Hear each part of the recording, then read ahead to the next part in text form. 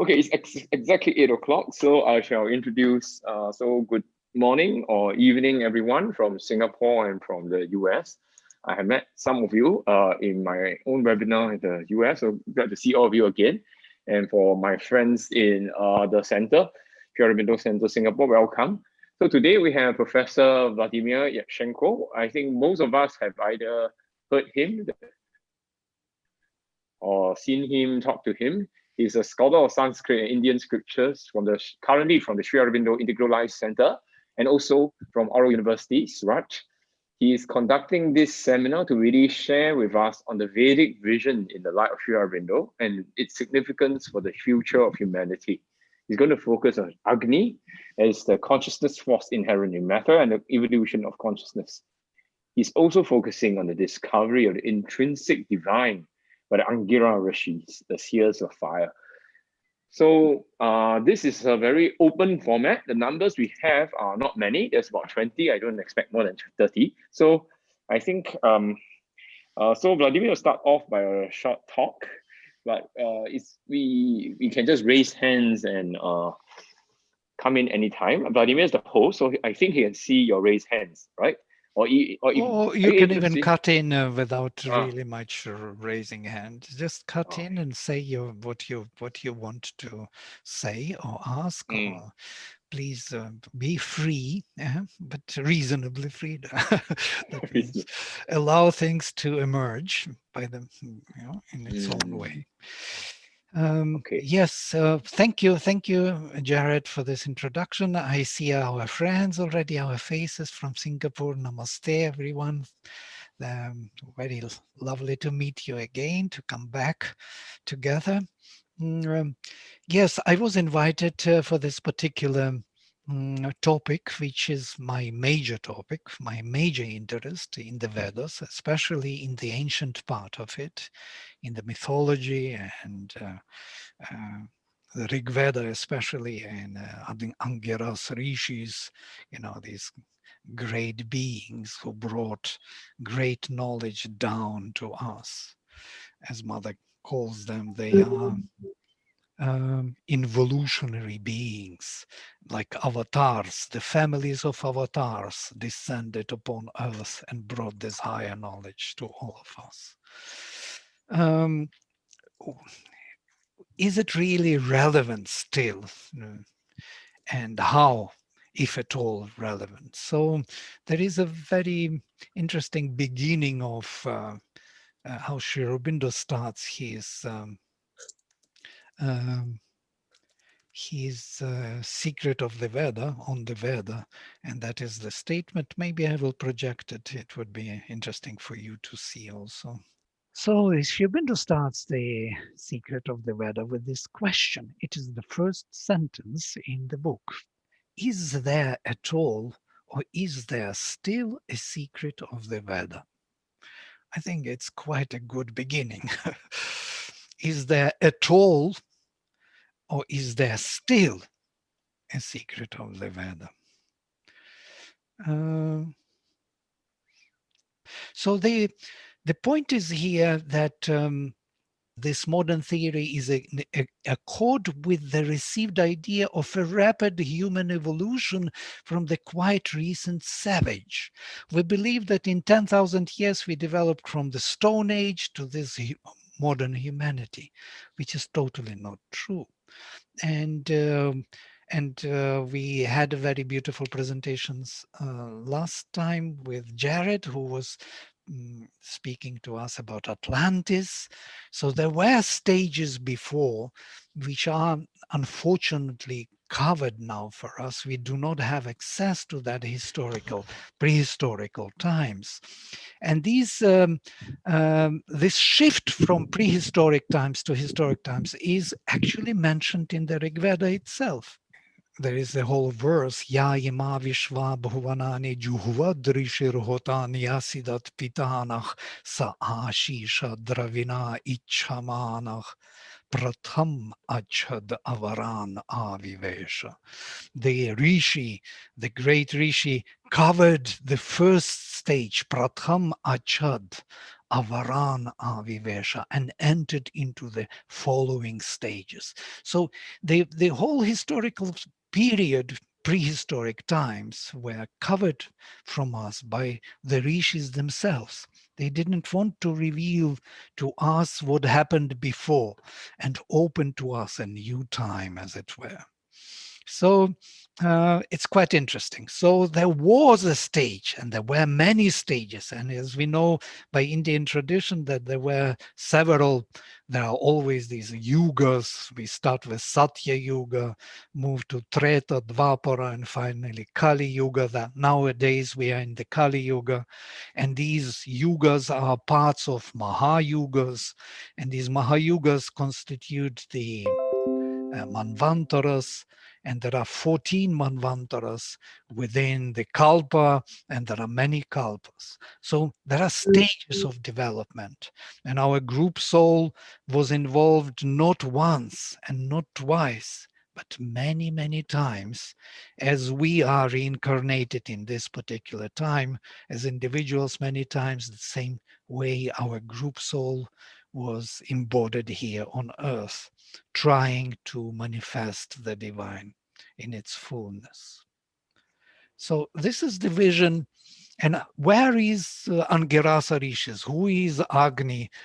Agni is the consciousness force inherent in matter, the power involved in and evolving out of material inconscience, and the vision of the Veda and the secret of the Veda, which is based upon the discovery of intrinsic divinity within the inconscient in the cave, or and also in the cave of the heart by the Angiras Rishis.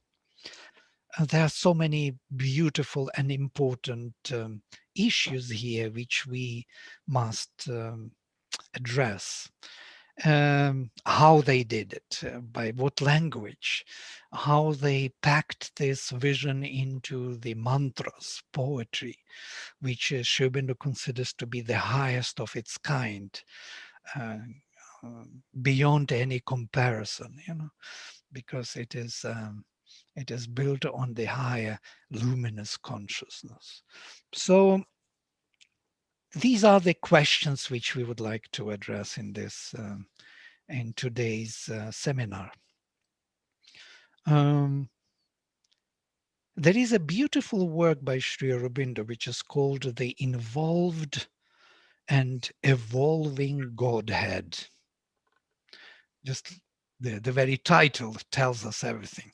The Involved and Evolving Godhead. So that is the work, very short, brief article, which was written in 30s, already in his period of seclusion. And there he actually explains who is this Agni, involved and evolving Godhead. That is something inbuilt into our material inconscience, something which descended, involved itself into this absolute absence of consciousness. And notice the word inconscience is also very uniquely coined by Sri Aurobindo.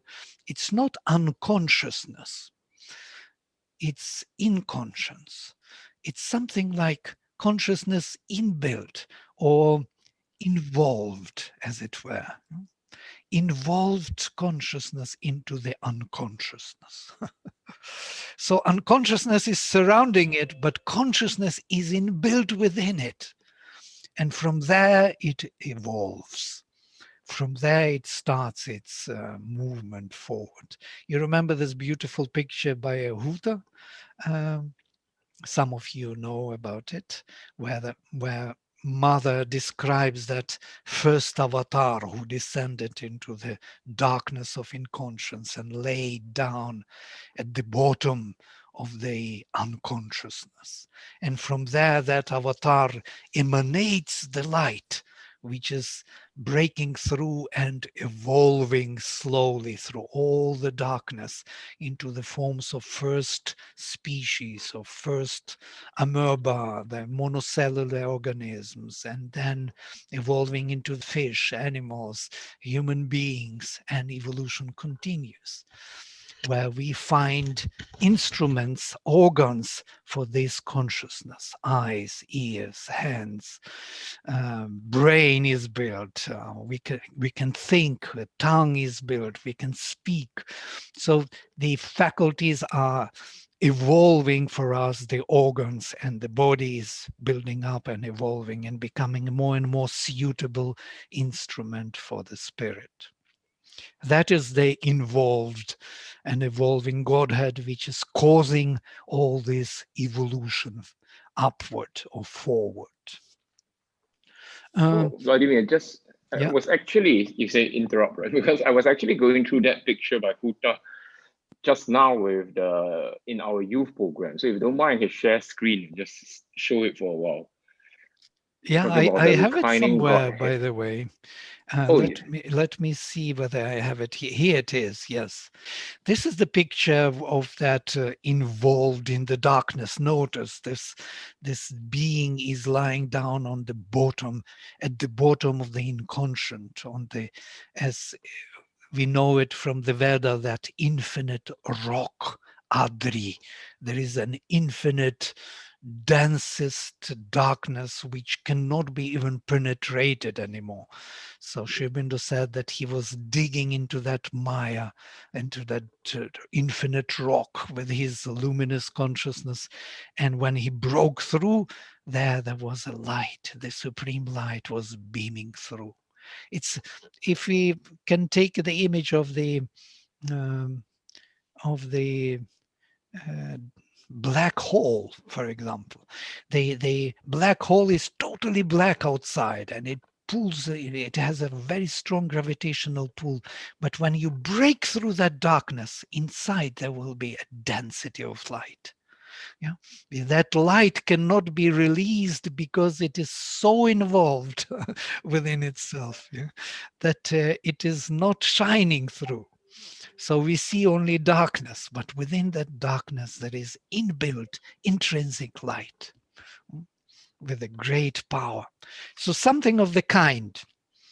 It's a physical metaphor. Of course, it has, most probably the physical world was built in the same manner or in the same psychological accordance with the psychological truth of the spiritual truth. So this is the avatar. And Mother says when she reached him, or it rather, because it doesn't have gender, it's neither he nor she, then then for the first time that being opened its eyes. And this is here, you see it in the picture with opened eyes. So because somebody from the surface of evolution reached down to the very origin of our evolution and touched upon it. So it opened its eyes. So because he is there, Sri Aurobindo says, the inconscient does its work. Because he is there, the world forgets to die. So because there is someone inbuilt in the inconscient, in the darkness, the light is there, the darkness can do its work. And the world is not totally destroyed, or it does not fall into oblivion.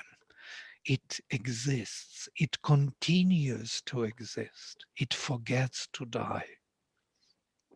This is the secret of the Veda. The secret is that in the deepest darkness, there is the supreme light. It's very difficult to take it into any other religion, because all our religions are the stages, developmental stages in post-Vedic period, which already accept good and bad, and there and here. And usually we look at the divine, which is uninvolved somewhere beyond, and and so on. And in that sense, of course, if we think about it, that our split on the spirit and matter which took place is we reoriented ourselves for totally different view. We do not see the light in the darkness. We do not even think that it is even possible that if we would move downward into the deepest unconscious um, realms of our existence, we would find there at the bottom the supreme secret, the divinity, which is pushing and upholding the whole manifestation.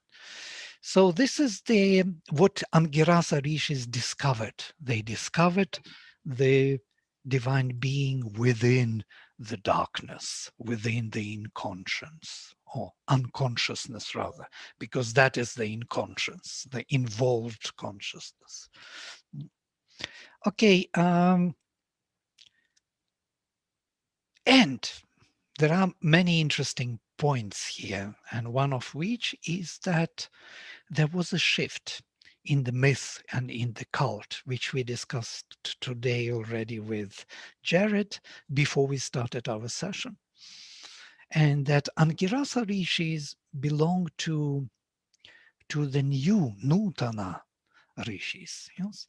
These Purva Rishayaha, first rishis, and Nutana, modern rishis, are constantly mentioned in the Rig Veda, starting from the first hymn. Yeah? Agniv purvebhih rishibhih idyo nutanai ruta sadevan eha vakshati. Agni, adored or should be adored by the ancient rishis and by the modern ones, should bring here the gods. This is the second verse of the first hymn of the Rig Veda. Who are these Purva Rishayaha and Nutana, modern ones? Modern ones in the time of the Rig Veda, of course, which we do not know when it was, before 6000 BC at least. So, and by both, by Nutana and Purva Rishayaha, he has to be sought with adoration, idyach. They have to seek him with love and adoration and devotion, with aspiration, as it were. That is the translation by Sri Aurobindo, to seek with adoration. Agnimile, I seek flame, the divine flame, the divine will with adoration. And this is something very important for Angirasa rishis, because that is the devotion in the heart, the flame in the heart. Somebody asked the mother, did Vedic rishis know about the divine in the heart? And she says, no, they didn't know it. They discovered it. And this is something interesting, how mother puts it. Yes. So, see, they didn't know it, they discovered it. So there are two different cults which I can clearly see in the Veda.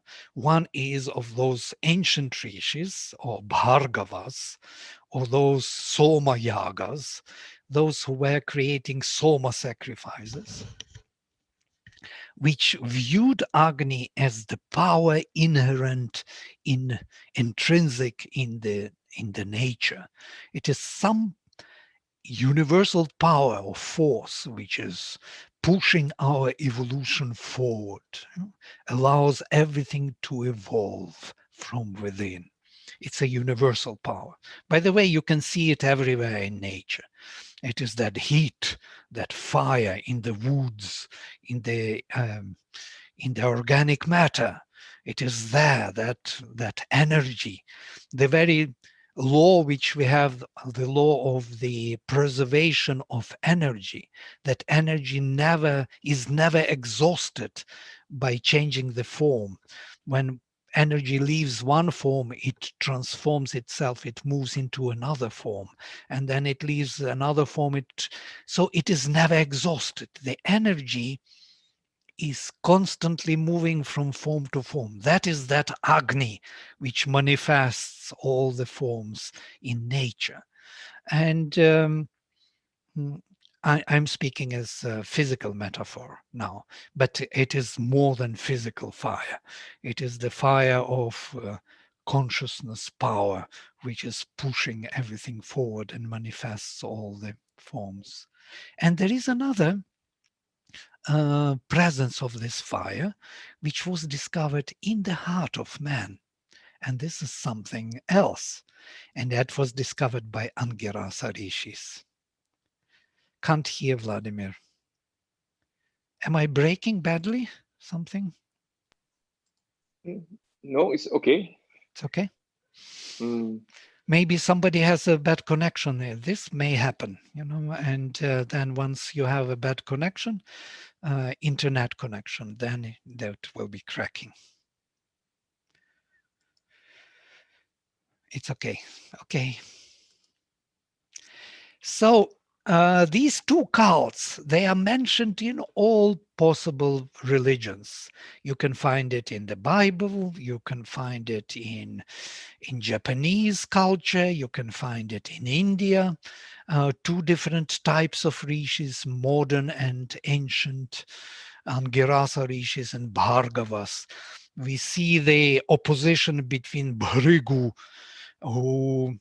Bhargava, who became um, the teacher, Shukracharya, became the teacher of the Asuras, the elder brothers of the gods, and Brihaspati, who is more the teacher of the new gods of Indra. Indra is a new god, so to say, who is supporting the development of our psychic being, of our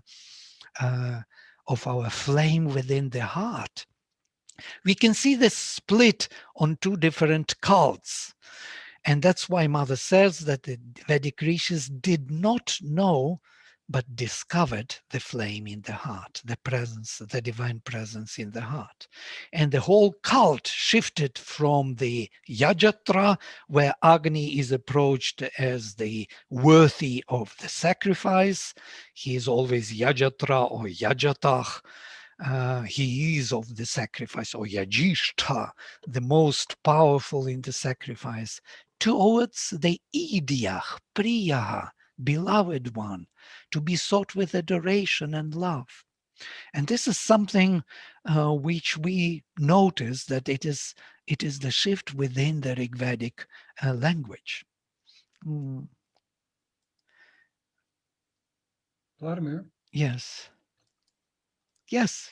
Maybe Josh. I'm hearing it in kind of the innocence of simplicity, but I don't hear those two concepts as contradictory. They are not contradictory totally. For me, they're absolutely one and the same. Well, not totally one and the same. There is some kind of correlation of attitude, the change of attitude. One, the older one, is more based on tapasya, tapasvins, those who make the effort by will, by the determination, by the, how to say, concentration of consciousness, of effort. They focus themselves on a particular result and they hold on to it in spite of all the resistance of nature. And they create the heat, the energy, the tapas. And by that energy, they discover the divine within the nature. This is, by the way, is our preferable method. In today's world, every effort is rewarded by certain result. And that is the old method of concentrating the heat, the energy for the result to achieve. This is tapasvin. Tapasvin is also oriented for the result. And then there is another attitude of surrender or love from the heart towards the divine. And this surrender attitude is very different from tapasvin's effort. But the concept as you set forth, one was the consciousness, the life force that penetrates everything, and then the other was that same truth within our heart. But it sounds like what's different is the way by which the Vedas, those two Vedas set forth how to achieve that. But what's true is that it's all, isn't it that consciousness is, whether it is seen as the truth of all of everything or whether we find it in our heart? Am I still missing something? No, you're absolutely right. It is one and the same force, yes, and but it has difference because of manifestation and the stages of evolution. It has its own particular unique involvement, and the flame in the heart is individualized psychic being. Basically what happens is that individualization is taking place, which in the nature it's more universal force. Yes, Yes. it does not care about individuals. It cares about the whole movement of evolution in nature. That's the unique difference. Otherwise, of course, it is the same consciousness. But that's really good, because that seems to, for me, address that concept of self and no self and those different Vita schools and that we've spoken about. And so that's really a very, very good piece that you've just given me, because it's, for me, it's both true. And that's that is the involution and the evolution story that I'm able to have some clarity on right now, and as is put forth from these two different viewpoints. So thank you very much. Thank Real, you. Thank you for your real clarification. significant moment for me. Wonderful, wonderful. By the way, even more so, when Sri Aurobindo speaks about this, that the flame in the heart is our psychic being, this individualized presence that you see. Angiras is quite interesting. Angiras Rishi, Angiras is actually the sparks of the fire. And these sparks actually are those which become centers, our individual centers, which develop the flame in individual kind of form. Quite interesting that it corresponds with the translation of Angiras as the sparks of the fire. And around that spark, there is the whole being formed. The whole mental, vital, and physical bodies are built. And then we evolve finally individually. So moreover, when this psychic flame is actualized or activated, if we when we become aware of the psychic within us, what it does, Sri Aurobindo speaks about this, it immediately involves and uses the power of the universal fire. Why individual psychic is um, so efficient in its action upon nature? It is because it is kind of in unison, in resonance with that universal fire behind it in nature. So anytime the psychic reaches out to the surface, that spark within us, our soul, bridges to our surface consciousness, it has a power over the outer nature, because it is supported by that universal flame behind, Agni. It can transform nature. And this is something interesting to think of. It's my kind of recent discovery of how Sri Aurobindo describes how psychic acts, and it is supported by the universal fire behind it.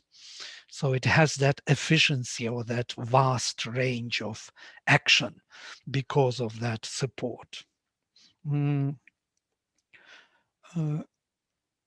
Right. And why I want these two cults to be visible, because they are actually constituting everything what we know about ourselves. And that is, first, we have two different energy sources within ourselves. One is in the heart, that is, we are seeking the divine manifestation, we are loving the divine, we are looking, we are aspiring for the higher consciousness in us and higher capacity of our life. And the other is that drive which we have, that Kundalini Shakti, or that Shivalingam drive, or that nature drive, which we have, the heat within our bodies, which is driving us forward in our manifestation as from body to body, that sexual drive, or the drive within the lower center, in the Muladhara center. And these two centers, Muladhara center and the center within the heart, these are two major engines of our life. Moreover, even if you look into Ayurvedic definition of the ayus, of the life force, is that ayuh itself is built on this drive, sexual drive. Yeah, the more you have the power of the sexual drive, the longer you have your life in the body. Body depends on that ojas, yes, of that energy which is inbuilt in this particular Agni within the nature. That Agni within the nature gives the lifespan for the body. But at the same time, there is a center within the heart, the flame, the psychic, the eternal being, the spark, the infinite being within us, which is individualized and evolving as an individual being, and has its own attitude, its own particular relations with the divine, very different from the sexual drive. And you can see these two, they coexist. They are both here, but they are very different. And between them, there is an abyss, or they are not coming together into one particular movement of consciousness yet, of course, because at the final stage of supramental manifestation, they will join together. But before that, they are separate centers in us. And of course, it is causing a lot of questions in your mind, most probably. How is that possible that we have two different attitudes and two different centers? One is looking for manifestation of the divine directly in nature, and the other looks only for the divine in its purest way to manifest in nature. One is invoking the divine from above, it is our heart center, and the other is rising from below and building the divine from below with its own force. Vladimir? Yes. So maybe it's, the challenge of all of, the sacred text is linguistics. But what I'm hearing when I'm listening within myself, I'm still hearing this as something that is being presented as within me. So the question that I'm asking right now is, who is the me? That, like, this is not separate from, this is me. That's how I know this to be. So could you speak about that? Who is me? Yeah. Yeah, like this exists when we talk about this exists within me, or this exists within us. This And is we're very talking good, about very good. this is separate from me. Right. Yeah, it really creates this profound question: who is actually me? Is it me, that spark within the heart, or maybe that is me who is this evolving and growing and desiring, or maybe me is even something else, something which is to become, or something which is evolving and growing me. Me in the past, me in the future, me right now, in this combination of different forces. Who is that one who actually is here growing and becoming something? I think me is only one answer can be given, absolute answer.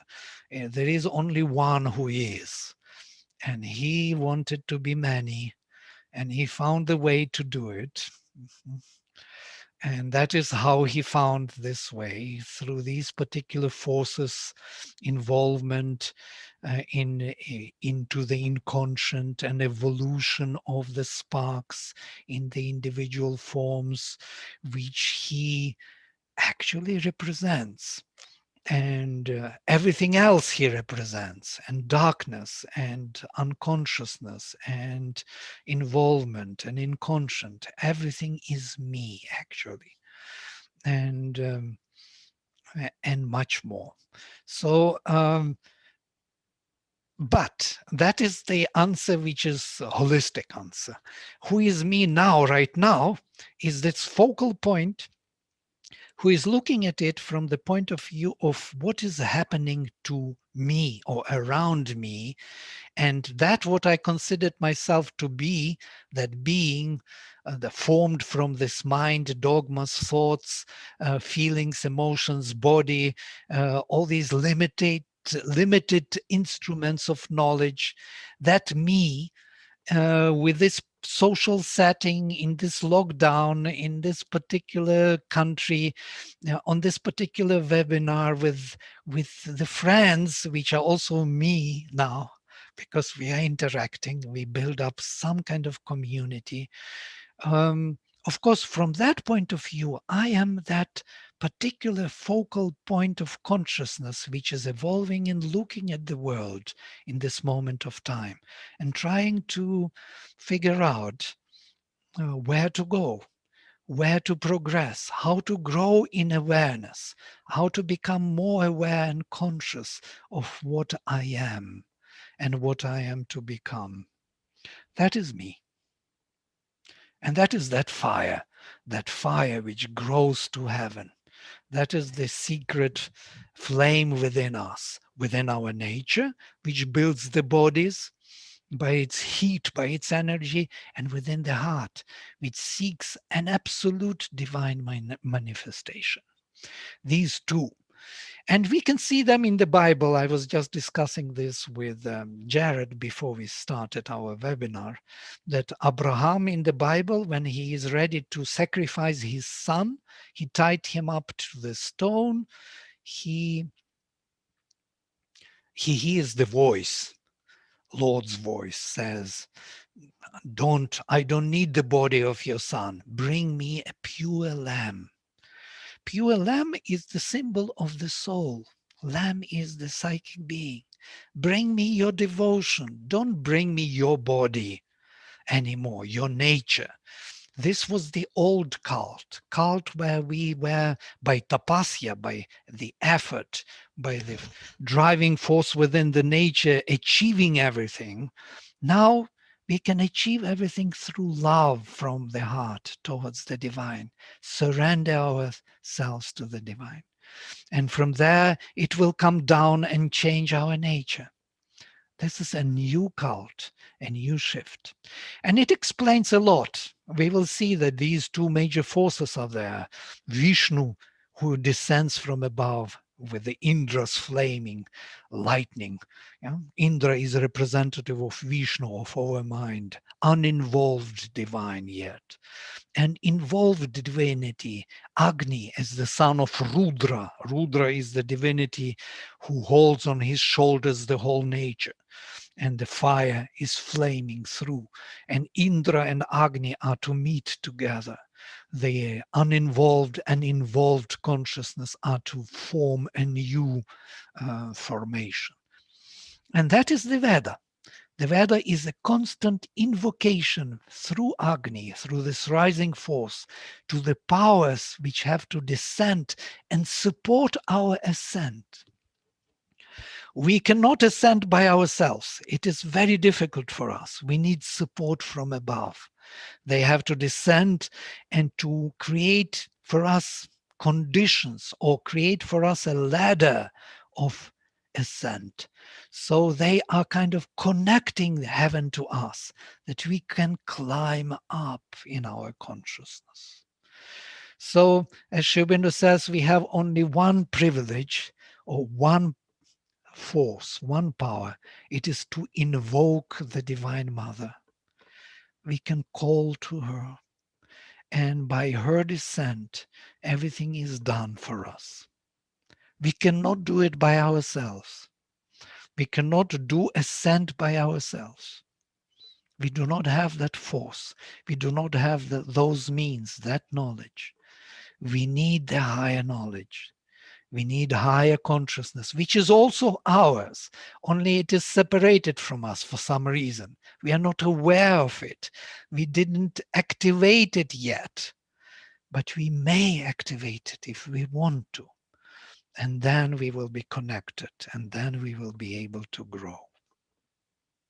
And this is the Veda. How to grow in consciousness. Yes, please. Yeah, you can unmute yourself and speak, because you are all muted. So please, before you speak, you unmute yourself. Maybe some of you try to speak without unmuting. So now I can see the hand. I can't hear you. You have to unmute yourself, please. And unmute, it is in the corner. You can see this particular icon with the microphone. Let me stop sharing. You will see it better. It is in the lower corner, left corner. If you click on it, you will unmute yourself. Yeah, you did, I think. No, not yet. Yes. So can you hear me now? Yes. Actually, I have a question that when God created, actually God multiplied himself into so many parts. Actually, there was a creation of good and bad. Means, why did God create good and why did God create bad?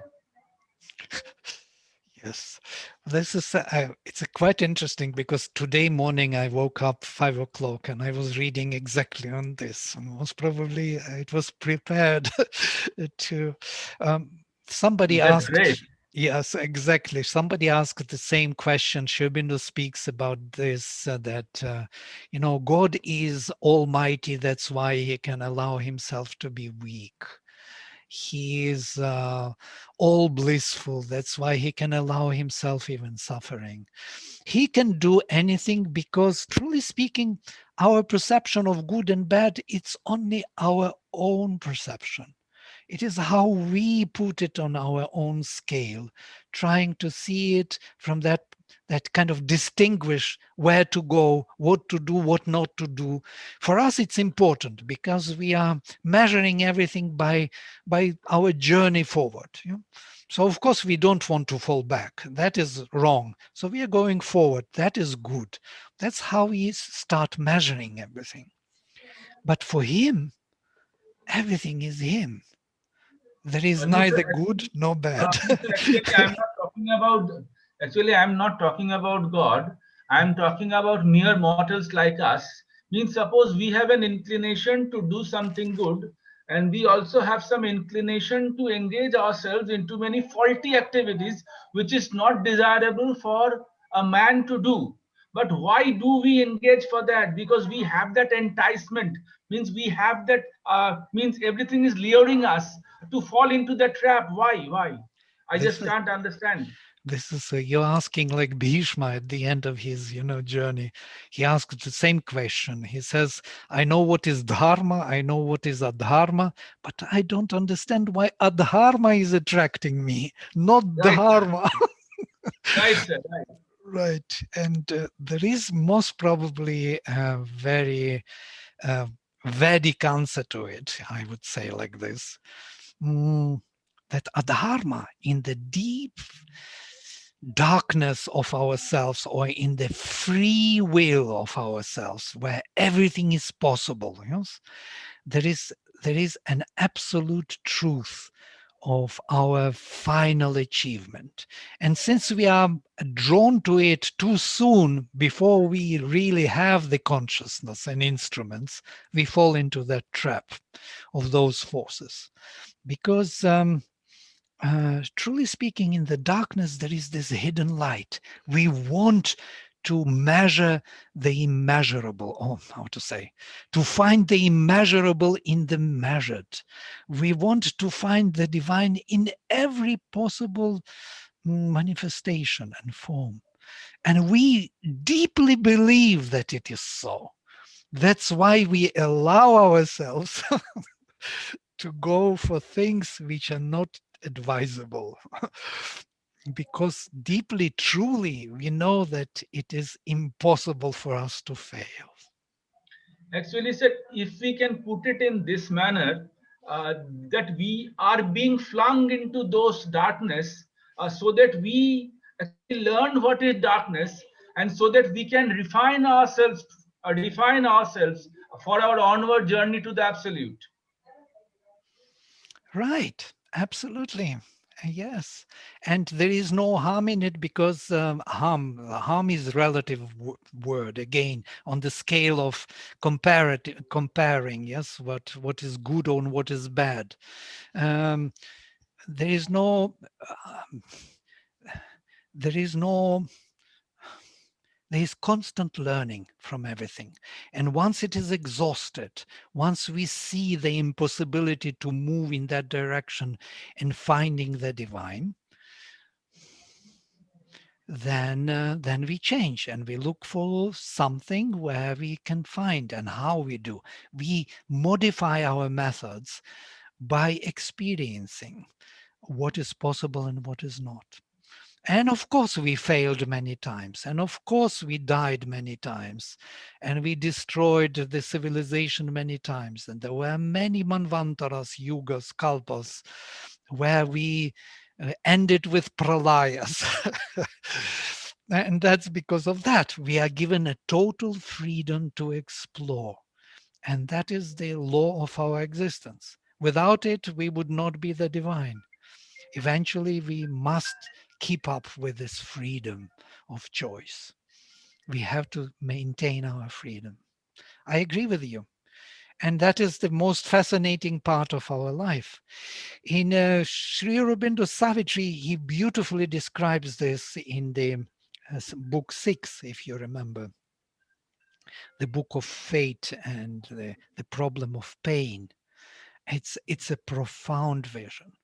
And maybe I should really even read from that. If you, um, I do not know whether I should go into it. Should I go into this, into that passage? Why and how we came down here into this darkness? Why did we choose to come into this darkness? We. Yes, yes, yes, yes, yes, yes, yes, Yeah? yes. All right. I think it could be very useful. Try again. Now I can see that you see. So this is the answer by Narad. Narad answers this to the mother of Savitri, who complains, saying that she does not accept this world in this form, where Savitri has to marry Satyavan only for 1 year and he must die. And she refuses the whole manifestation by the divine and cannot find any purpose or meaning in this manifestation. And then Narad answers in this way. I will just take few quotations from here. They are really useful. O mortal, who complainst of death and fate, that is we are mortals who complain constantly about death and fate, accuse none of the harms thyself has called. We called those harms. This troubled world thou hast chosen for thy home. Thou art thyself the author of thy pain. Once in the immortal boundlessness of self, In the vast of truth and consciousness and light, the soul looked out from its felicity. Looked out from its felicity. It felt the Spirit's interminable bliss. It knew itself deathless, timeless, spaceless, one. It saw the eternal, lived in the infinite. Then, curious of a shadow thrown by truth. Why am I attracted to a dharma? This was the question. Why that attracts me, the darkness? It strained towards some otherness of self. It was drawn to unknown face peering through night. It sensed a negative infinity, a void supernal whose immense excess, imitating God and everlasting time, offered a ground for nature's adverse birth.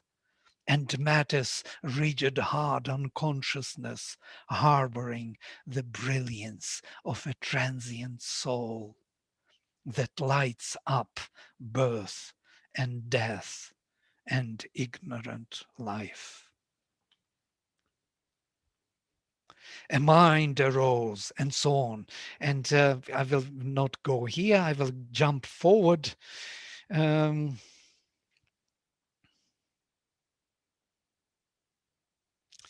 soul, as one drawn by the grandeur of the void, the soul attracted, leaned to the abyss. It longed for the adventure of ignorance. It wanted the adventure of ignorance and the marvel and surprise of the unknown and the endless possibility that lurked in the womb of chaos and in nothingness gulf, or looked from the unfathomed eyes of chance. It tired of its unchanging happiness. Our souls tired of its unchanging happiness. It turned away from immortality. It was drawn to hazard's call and danger's charm. It yearned to the pathos of grief, the drama of pain, perdition's peril, the wounded bear escape. It wanted to experience the wounded bear escape. The music of ruin and its glamour and crash. The savor of pity and the gamble of love and passion and the ambiguous face of fate. A world of hard endeavor and difficult toil it wanted to experience, and battle on extinction's perilous verge, a clash of forces, a vast incertitude. That's the experience it was looking for, a vast incertitude. The joy of creation out of nothingness. Strange meetings on the road of ignorance and the companionship of half-known souls.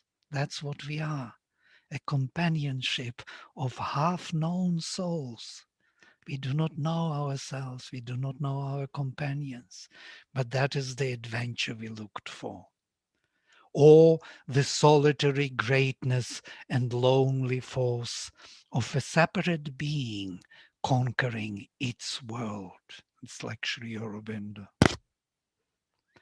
Called it from its too safe eternity. A huge descent began, a giant fall. For what the spirit sees creates a truth, and what the soul imagines is made a world. This is our answer. We wanted it. We enjoy it tremendously. We are looking for all of it. We want the full, fullness of it, of all of these events. We called upon them and we enjoy them tremendously, by the way. We don't want to acknowledge it, yes, but Vladimir, that was absolutely amazing. What is that from, and where can we find that book of faith?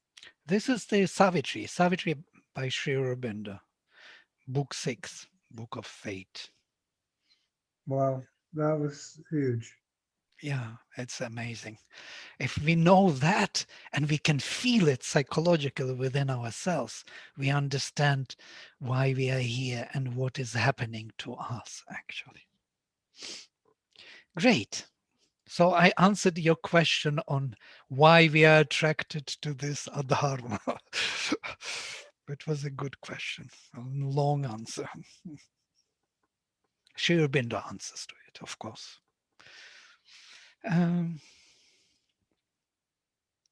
So is there still a secret of the Veda?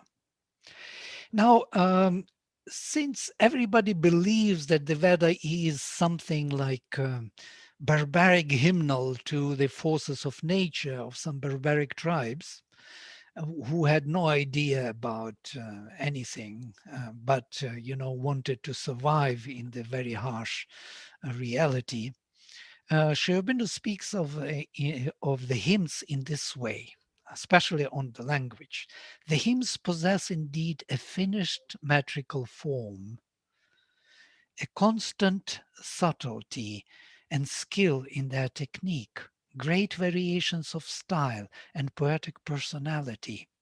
They are not the work of rude barbarous and primitive craftsmen, but the living breath of a supreme and conscious art, forming its creations in the puissant but well-governed movement of self-observing inspiration. Still, all these high gifts have deliberately been exercised within one unvarying framework and always with the same materials. For the art of expression was to the rishis only a means, not an aim. Their principal preoccupation was strenuously practical, almost utilitarian, in the highest sense of utility. The hymn for the rishi, to the rishi, was composed, who composed it was a means of spiritual progress for himself and for others. It rose out of his soul. It became a power of his mind. It made the vehicle of his self-expression in some important or even critical moment of his life's inner history. It helped him to express the God in him, to destroy the devourer, to the expresser of evil. It became a weapon in the hands of the Aryan striver after perfection. It flashed forth like Indra's lightning against the coverer on the slopes, the wolf on the path, the robber by the streams. Now you can see all these forces in the, he just brings back this kind of metaphors or the imagery of the Veda.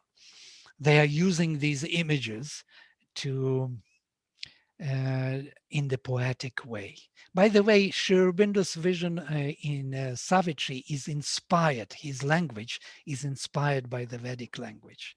He found in the Veda the proper language to really be able to use it for the description of his own experiences in Savitri. And that's why it is so poetic and so beautiful. So you can see that the language of the Veda is not of this barbarous craftsmanship of the people from the past, of the Stone Age. This is a highly developed and elevated consciousness, spiritual consciousness. Otherwise, these hymns would not be possible to compose in that particular form. So he says on the Veda that it is the earliest gospel we have of man's immortality. The central conception of the Veda is the conquest of the truth out of the darkness of ignorance, and by the conquest of the truth, the conquest also of immortality. The Veda is perfect and beautiful in its coherence and its unity. Only we have no keys. We do not see yet what Veda wants to create within our consciousness. Just wondering whether anyone from the Sri Aurobindo Society Singapore want to ask anything. Hello. Yes. You were telling to a question by one of the other person that why good and bad are created. Okay. I am just trying to understand. Is it that good and bad were created at the first time itself, or is it because of the three gunas only these good and bad evolved over a period of time? Because Prakriti at the time it was equal everywhere, and only because of the gunas, you start accumulating all your sanjita or prarabdha or agami karma, and all these variations, the good and bad, etc., started coming only afterwards. Thank you. Yes. Well, yes, good and bad. What is good and what is bad? Let us just concentrate on that for what is karma, akarma, and vikarma, yes, of the Gita. What is vikarma? Yes, karma is something which is following its own cause of things, which has to be done because in time and space everything is manifesting gradually, and the divine consciousness in us evolves step by step, forming specific species, specific levels of consciousness, and evolving through them into the higher species and higher levels of consciousness. There is a constant struggle, constant movement towards higher and higher perfection. So there is an obstacle on the way. There are constantly obstacles which we have to meet. That means it is bad in some way, yes, that it tries to hold us back. It tries to stop us on our journey forward. So that is how we consider it to be bad, yes, because it is not allowing us, it is not supporting us, as it were, to move forward. But Mother speaks about these obstacles as also conducive to our movement forward, that they are actually indicating to us, showing to us where we are weak and where we have to apply our consciousness. Yeah? So every obstacle, every weakness in us is actually an indicator of what we have to do. So if we take it in that particular way, then there are no more obstacles in a way. They are becoming our indicators of our progress. Okay, I am weak here. Here I have to apply my consciousness and exercise my attention. And here I have to overgrow. Here I have to be more conscious, and so on and so forth. By the way, if you know that there is this, in India, we have this disease where people do not have fingers, without fingers, and many of those beggars come without fingers. And also on the feet, they lose all the toes. It is actually a kind of numbness in the nerves, that they lose sensitivity in the body. It is not a bacteria, it is not a disease. It is the sensitivity lost, and then they are becoming less and less conscious of pain. They don't feel pain. And so they break their limbs, and eventually these limbs become lost because they do not have that pain as indicator that they did something wrong to their body. So you can see this is very similar to those weaknesses in us and obstacles. They're actually helping us. they are calling in us for greater consciousness and greater attention, which we have, but we have to manifest it. We have to bring it forward. Yes, and in that sense, we must do this conscious work of invoking in from within ourselves the greater consciousness which we already possess. So I'm answering in the unusual way, this the good and bad, you know? Because actually there is no good and bad. It's only on the scale of our measurement, that we, as Mother says, whatever we do the worst and whatever we do the best is on very small scale. The scale is much bigger in a way. So, everything is here, good or bad, is only relative to what we want, actually. But there are many forces which want different things, and we also accumulate those forces, accommodate within our consciousness, and they play their games through us. And so here we are in the complexity of all possible relations of forces. So one particular view will judge this action of force as bad, other particular view will judge this force as good, and that's where we are. So what is good and what is bad here? What is vikarma? And this is a big question. Sri Krishna puts this question forward. What is karma and akarma? He says it is one and the same. Who sees karma in akarma and akarma in karma, he really sees. But what is vikarma? What is this distorted action? Distorted means, what does it mean to you, distorted action? By distorted by what? By some force. The action that should not be done, but is what is called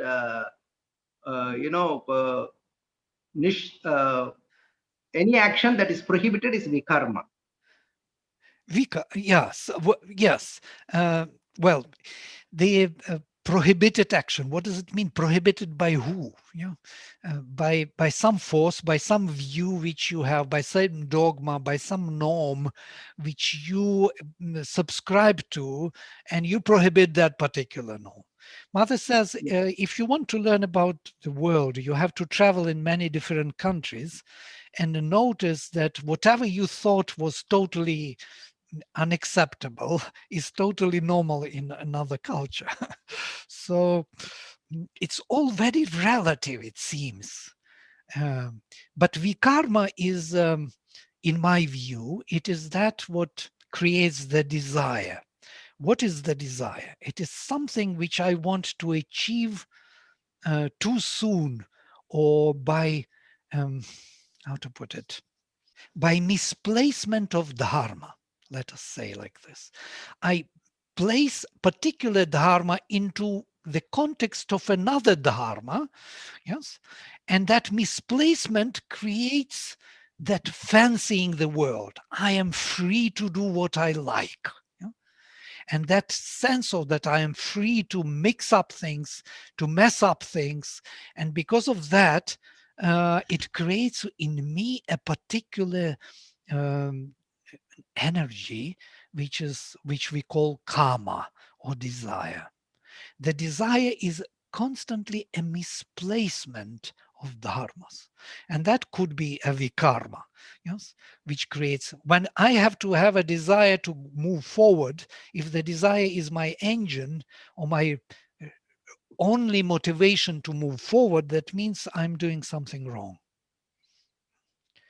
There has to be a different drive in me, aspiration for my truth, rather than my fancying the world and misplacing things. But they are all permitted because I want to experience and to understand oneself and the world. And fundamentally, I believe that I cannot do any real misplacement because all things are divine. And on that ground, I allow myself to do this vikarma. So it's a very complex and beautiful vision. All things have their place in a way, and all of them are needed for the fulfillment of this and manifestation of the divine in the world. Actually, vikarma creates karma as well as krodha. Absolutely. Correct? Okay, so that only creates all this good and bad, probably in relative terms, as you were mentioning. Wonderful, For wonderful. one, that is Totally good to agree person. with. Okay, thank you. Totally agree with you. Yes, it is that krodha and kama which are bewildering ourselves, bewildering our mind, as Gita would say. Yes, we become unaware. We forget about ourselves because we are in that splash of krodha and kama. And when we forget ourselves, we are no more aligned with our true nature, and that it becomes good or bad. Thank you. That misalignment. Yes, absolutely.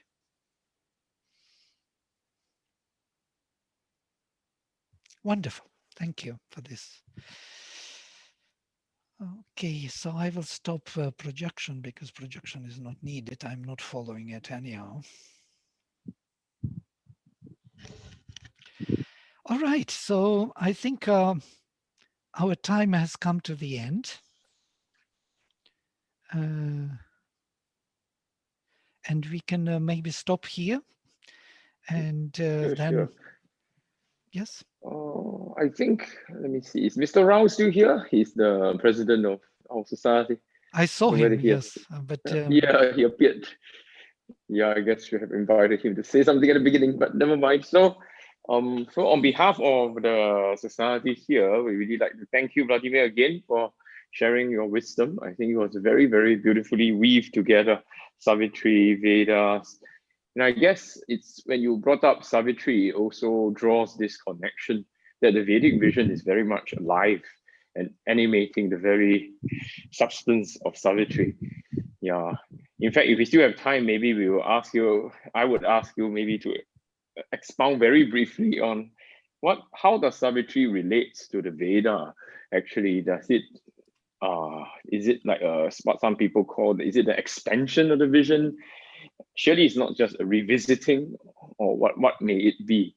But I mean, if we are out of time, it's okay also. So I really like to thank you for that. Also glad to see our friends from the US as well. So any final words from anyone before we close?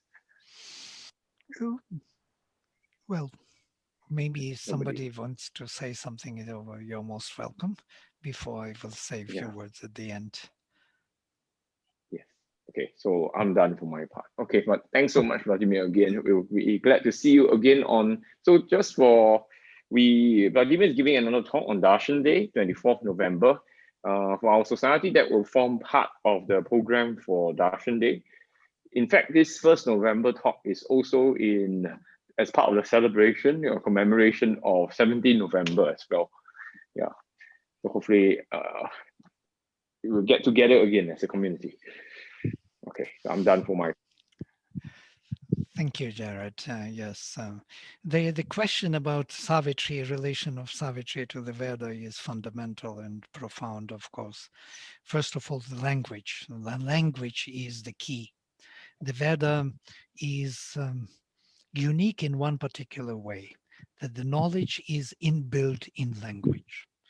Language and knowledge go together, which is very rare. Usually we use language to indicate some knowledge, to kind of represent the knowledge in a particular symbolic sense. We are kind of pointing as a finger points towards the light or towards the experience. In the Veda, it is not so. Language itself is the carrier of the vibration of consciousness, which, if we understand the words, builds up in our consciousness the vision of the truth, what the Vedic rishis envisioned. And this mantric poetry is the key to this approach, is the key to Savitri, Sri Aurobindo took it very seriously and built up his own mantric English poetry, which is unique. It's a unique attempt to build a spiritual poetry with the mantric power in English on this topic.